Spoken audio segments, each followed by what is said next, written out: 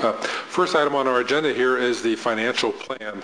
And in your packets last Friday, you received both a financial plan and a monthly financial report. Represents a lot of work coming out of our finance department. They do a very, very good job with these. In fact, I can tell you that it's unusual for a financial plan to be prepared like this as often as they do it in our finance department. Of course, most cities don't have our financial limitations either, so it's more important perhaps that we watch this more closely than it's the case in other cities. The reason I want to mention is because we're seeing this as the basis for the budget that we present to you later in the year. We have to make certain assumptions when we make that budget document, and what we don't want to do is go way off in left field making assumptions that you all don't agree with, recognizing we've got a huge question mark coming up here on November 6th. That is whether or not the tax passes. What we're proposing to do at this point in time is to put together a budget that does not show the additional revenue for the income tax in there, simply because that's relatively easy to change. All you need to do is change the number going in the income tax fund and the number coming back out. More importantly, what we don't propose to do is change the expenditures, because if the tax passes, it's not going to change what we currently have in the financial plan. That's basically assuming the passage of the tax. In the event the tax fails and we have to make cuts, then we would make that at the budget time, obviously, and have a lot of discussion at that point in time. So we're kind of, what I'm fishing for here is, what do you feel comfortable for us presenting in the budget document itself? Recognizing that whether they have computers, you flip a few numbers here and there, and you goes throughout the entire budget document. What we'll be presenting to you has the same assumptions which are in the front of the financial plan, and that is there's $330,000 worth of cuts here in general fund, non-public safety issues, and that's the second page of the plan document that you received over the weekend. It spells those out. There are other plans that we're looking at, or other cuts that we're looking at as well, and other transfers, but that's what we have stated at this point in time. It also what this particular program shows, if you look at page 9, which, by the way, is the most informative page in all these plans. That's kind of the general fund pro forma projection here. That shows a $2,208,000 operating deficit for 2008, and that's what we've been talking about all along. We've played with different numbers periodically, anywhere from $2.5 million to about, well, actually, if you recognize that's after the $330,000 cut, that's about a $2.5 million deficit. I think we used like 2.3 earlier. That's the general ballpark number. And I should also mention these numbers are still somewhat dynamic, and that when the numbers come up, we're going to give you the most accurate, most reliable numbers we can. But at some point, we have to be able to submit something in the actual budget document. So what we're looking at this point is that $2,208,769 deficit for 2008. Obviously, we cannot go through 2008 with a $2 million operating deficit. So one of two things has to happen: either the tax passes, or we cut back in services, especially in the area of public safety, because the other services have already been changed. This does assume a 3% salary cost of living increase for employees. It does assume a 12% increase in health insurance costs. That health insurance cost is pulled out of the air, and if anybody can tell you what your health insurance costs are going to be next year, at this point, I'd like to talk to that person, because I've seen national forecasts at the 6th level. We just don't know where it is. We're a little conservative here at this point, as we need to be. But that's just what we're including here as our general pro forma for the actual budget document. So really, I think the big question here is, what if the tax doesn't pass? What will council cut? Well, I think that's something you have to decide when we give you the actual budget document. So it's a little premature to talk about that at this time. But there is no question that the cuts that were made back in 2007 affected almost every department except the fire department. And so I think that's probably the primary emphasis. We've talked about the tax increase being a public safety tax increase. And I'm saying that's not all we would be recommending that we cut, but that would certainly be the starting point. And we're not looking at a $2.2 million cut in the fire department. That we couldn't possibly do that. So, and really, we couldn't look at a $2.2 million cut across the entire city in 1 year. We do have some fund balances that will carry us through next year. We can draw those down a little bit. But we would have to be looking at definite cuts in the event that the tax doesn't pass. Just the same thing we talked about a month ago when we presented this information based on last month's financial plan. So that's kind of where we are, but we're getting to the point now where we need to start putting a budget together. And so I guess what I'm suggesting to you is that we use the assumptions that are in this financial plan to put our budget together, and then you'll have a chance to really address it. I guess my other question to you along the same lines is, what do you want to see from staff as far as a budget presentation? I understand the last year department directors came before you and made presentations. They made kind of a what if the tax passed and what if the tax doesn't pass type presentation. I think for the most part we made the cuts that can be made. Not to say we can always find more money to cut in different places, but realistically we're not going to see huge cuts like you saw last year available to us again.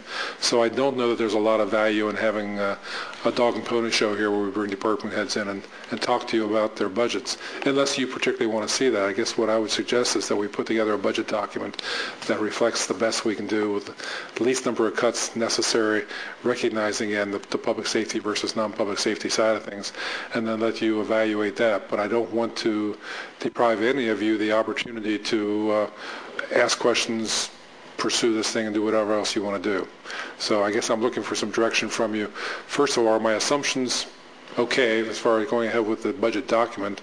And secondly, what else do you want to see when we actually present the budget? Do you want to see alternatives, or do you want to see a best case, best recommendation type budget? Okay. Well, let's take one question at a time. The assumptions that Mr. Huseman and the staff has made, everybody agree with those? Well, the question I have is that 3% wage increase, is that for all employees, both union and non-union, Yes, including the bargaining units for police and fire? And that's a weak number, because in the case of police and fire, we really don't have control over that. That's basically set by an arbitrator. But we have to use some type of a number in there, and so we've used that 3% across the board. Yes. And what's the salary increase level for the non-union employees been over the past couple of years? Has that been, it was 0 in 07, I think? Last year there was none. Right. And I don't know from 06 if there was, what was done in 06? For clarity, was that 2%, but we got it in 2% over the past 2 years? Okay. Okay. Okay. I just want to get that clarified. And then in terms of health care cost, what's the increase in the allocation in terms of what the health care committee is working on for what the employee share might be? Is that being addressed at all? You want to talk about that? The health care committee is continuing to meet. As you know, we've brought a new broker on board. Mm-hmm. A new broker is looking at a variety of issues as to places where there are savings. There is going to be an audit done at the end of the year. We're going to look at all the eligibility to make sure that the people who are on the health care program are supposed to be there. That hasn't been done for some period of time. That's one of the things he's suggesting. He is working right now on where we need to go, what we need to do. My understanding is he and Sarah are having a lot of ongoing discussions, and I'm not in the middle of all of those, but I do know they're talking, and it is anticipated that some of the ideas that he thinks need to go forward are going to go forward in terms of where are again, you always start off looking at low-hanging fruit. What can you grab easy and get off the tree? Then you have to start looking at other things. My impression from what he has told Sarah is that he thinks there still may be some low-hanging fruit out there that we can get without making huge changes in the program. And that's what they're working on right now, is what is out there and working within the parameters of the financial plan and doing, very soon they're going to be looking for some kind of how much money do they have to work with kind of figure. So that's kind of where that is. So we will have that resolved prior to going into the budget when we have some preliminary estimates of where we expect that number to be? Actually, I think Sarah is going to try to come to one of the meetings in October and give you a quarterly update of what's going on. And hers will be far more specific than mine because she's working on a daily basis with those issues. Okay, because I think that's one of our most significant benefit costs that we need to make sure we're addressing and managing. So, okay. I think that's all I had on these assumptions for now. Hey, Mr. Landon, on that 12% on the health, is that our number or is that the consultant? I think that's our number. Is that kind of a worst case, we feel? Yeah, I think so. Is that it? Yeah. So We certainly hope so. That is a very conservative number from a financial standpoint. That's a number that suggests there's going to be a lot of cost increase that we're going to have trouble controlling. We as a city have traditionally done better than that. We have traditionally stayed, over the last 7 to 8 years, we've ballparked right around 6% a year, which in the picture of the world is pretty daggone good. We're doing better than a lot of places are. But they're going to continue to look for ways to keep those costs down, even without making major structural changes in the program initially. Now, if the costs begin to race at such a point that we can't afford them to move, then obviously that'll have to be looked at. But I would guess that most folks will tell you, if you're managing your health insurance in a way that it's moving 5 to 6% a year, you're probably not doing too badly. Now, some of that has occurred because of the reduction in employees.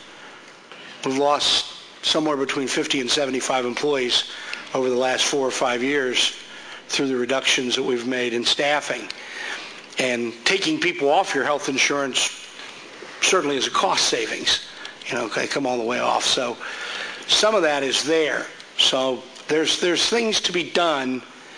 I think the goal, and I don't know if Sarah and Steve have talked at all about the specific number. I haven't been involved in that discussion, but I think if we can, generally that committee, I think, is trying to stay in the 4, 5, 6% area, keeping those costs at that pace or lower.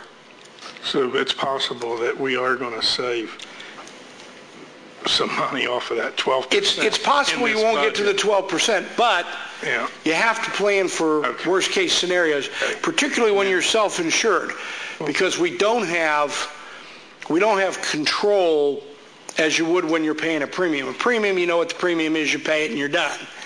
When you're self-insured, all it takes is 3 or 4 or 5 major incidences during the year, and your health insurance costs take off on you.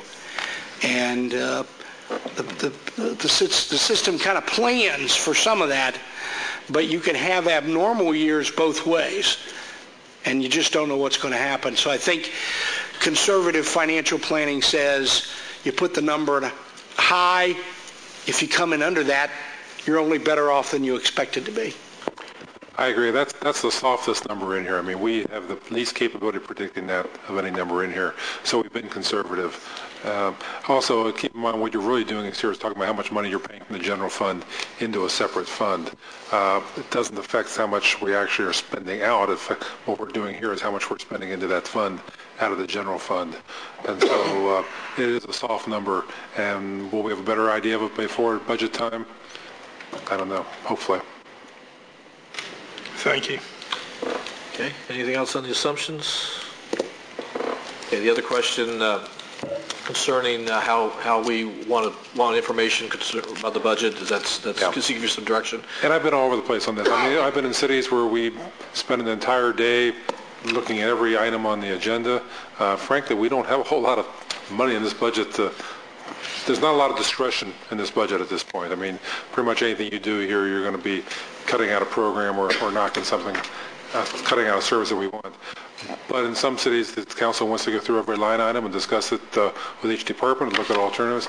In other cities, they want to look at the overall bottom line and say, that's fine. We'll do whatever you want done. It's your budget. Well, my suggestion would be November 6th is the election on Tuesday night. And traditionally, particularly when I've had council members running, we've always scheduled that meeting, well, either the Monday or the Wednesday. What I would recommend is we schedule this particular meeting on the Wednesday following the election, which would be November 7th. So at that point, we can discuss the results of what happened on November 6th and make some decisions at that time as to how we want to talk about the budget and how extensive we need to get into certain areas depending on what happens with the public safety levy. As a matter of fact, that was something else on my list here, was whether you wanted to meet November 6th or not. So the 7th is fine with us if that's council's like. Well, let's throw that out. If that goes everybody.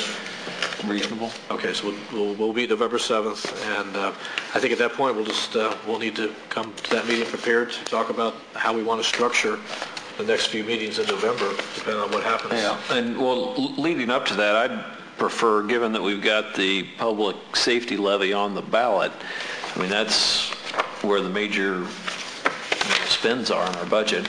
I'd like to make sure we have a very clear understanding of what the two alternatives we'd be facing with the passage of the levy and without. I think that's prudent to look at that here in October as that comes together and what that would mean. I mean, I understand Chief Botts is working on a plan for the fire department and what the impact might be to the police department as well. But I'd like to make sure we understand what the impact's going to be. Do you want us to generate then a what-if proposal? What if the tax fails? And do you want to... The proposal that we have right now, the current plan excludes any passage of the levy, right? Is what we're looking at for the most part. Yes. This is basically a status quo plan. Status quo, right. No cuts, but also no passage. Right. And also you can't very well... Right, it's going to throw out of money in 2 years too. Yeah, so. you can't do this. Right. So You sure can. we can. So I can. So in order to address that, I think if we have the clear understanding of what that impact is going to be, because we can't be out of money in 2009 as we show here, pretty much. We need to know what we're going to address in 2008 and look at the scenarios. I mean, just so we're clear on that, and the citizens are clear, and we all have a good understanding of what the decisions are going to be. Okay, we'll develop some alternatives then. Okay. Is that good for everybody? The only, let me kind of address that a little bit. The only downside to that, and I think we've heard about that a little bit in this last year. If I toss out to you that, the failure of the taxes, if the tax doesn't pass, you need to do this, this, this, and this, and this. And then you decide, well, tax didn't pass, so we just do this and this and not this, this, this, and this. It hurts your credibility. It hurts my credibility. I won't be here to worry about it, but it hurts your credibility. I think that we need to be pretty careful when doing that. I've always been told not to threaten people before a tax vote by saying, if you don't pass it, we're going to do these cuts. I do think we need to present some of that. We probably need to be a little flexible, though, in how I present that. I guess that's what I'm uncomfortable with. Well, as you said earlier, this is a dynamic document, and I understand there'd be changes, and I'd prefer to look at as what the tax levy would do for us, quite honestly, and present it in that light compared to the alternative. So, well, I think there's a fine line between threatening people and making sure they understand the repercussions, or understand exactly what's going on, and I think that's what Larry's probably getting to at this point is to make sure that we understand as a council and the public understands, these are ramifications of what's going to, if it doesn't pass, what's going to happen. Yeah, I guess that's only fair. I mean, what we don't want people to say is, all of a sudden we close a fire station or two, and somebody says, well, gee, we didn't know you were going to close a fire station. We didn't vote for it. Well, Well, they've been under a rock for a couple of years. I don't know that. Well, I think we still owe it to the public to make sure that they understand the ramifications.